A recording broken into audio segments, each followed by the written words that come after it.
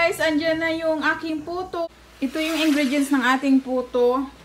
Baking powder, all-purpose flour, white eggs, white sugar, fresh milk or evap, at saka salt. Yung sukat ng ingredients guys, ilalagay ko sa end ng video or di kaya sa description. Habang prepare ninyo ang mga ingredients, kailangan magpakulo na kayo ng tubig. Yan yung sa akin. Tapos, lagyan nyo ng cheesecloth or di kaya lampin. Lampin yung ginamit ko. Ang susunod natin gawin ay salain yung mga dry ingredients. Salain na natin yung flour. Para lang wala siyang buo-buo.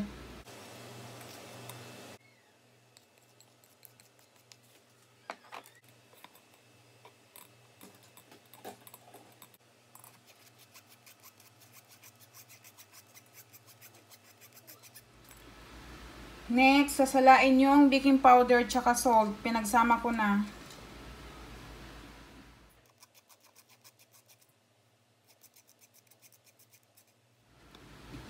Next, salain naman yung sugar.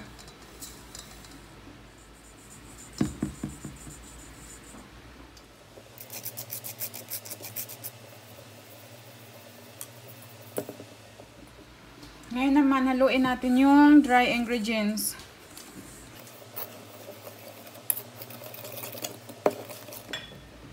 Ilagay na natin yung fresh milk.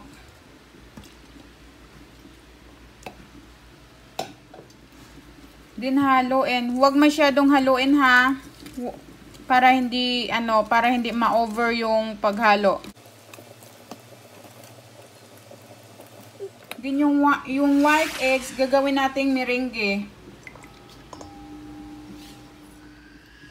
Mix lang natin yung white eggs hanggang sa maging meringue.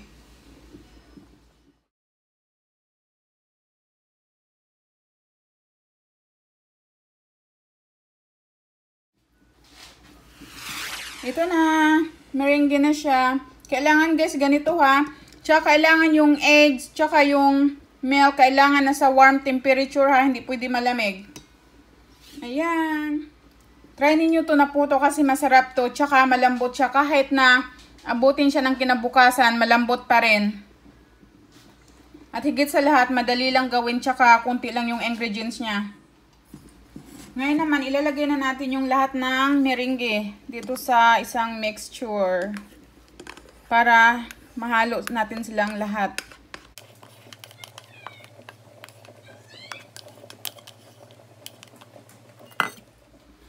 Alam nyo, ang nagpapalambot dito sa puto na to is itong meringue, tsaka nagpapaputi siya ng kulay. Ngayon naman, haluin natin siya ng maigit, pero wag i-overmix ha. Pag mahalo na lahat, okay na yun.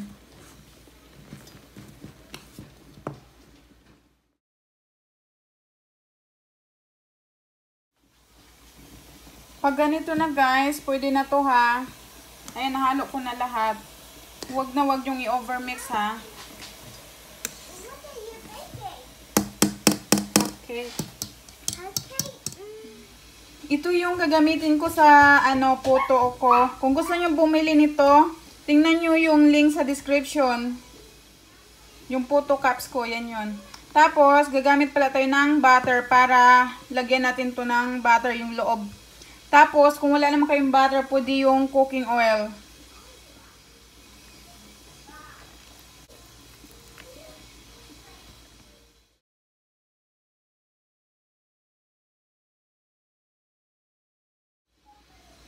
Hi guys, gagamit din pala ako ng food coloring. So, optional lang to ha. Bali, hinati ko sa tatlo yung yung mixture ko. Then, ayan, ito yung white ko. Ayan, ilagay ko na sa puto cups yung aking mixture. Ito yung kulay blue ko.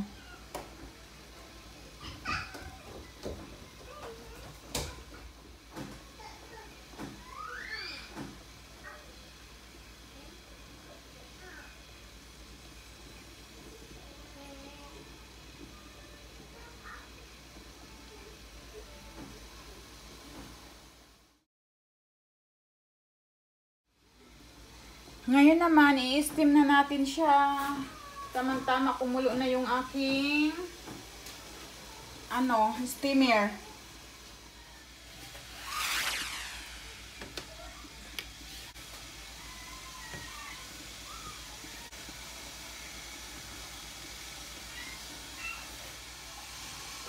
Yan na yung aking puto. I-steam na siya ng 10 minutes sa medium high heat.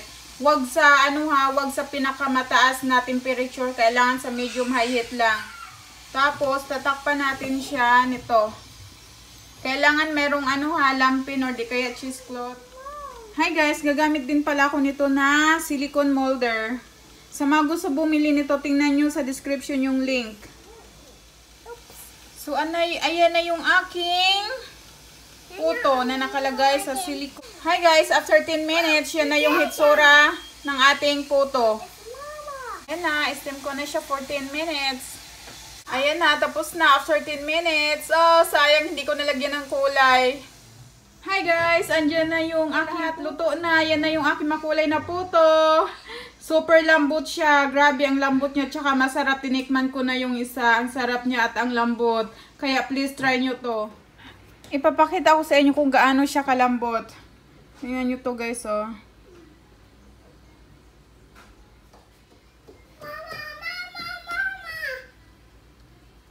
Yung anak ko maingay.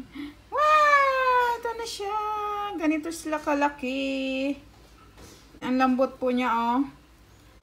Ito na yung ating puto guys. After matanggal sa lalagyan, ganyan na yung hitsura niya.